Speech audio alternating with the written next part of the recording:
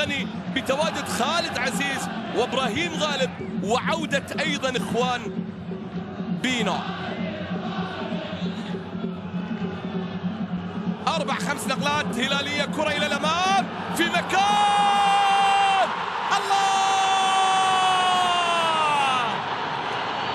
غلطة الشاطر بلف.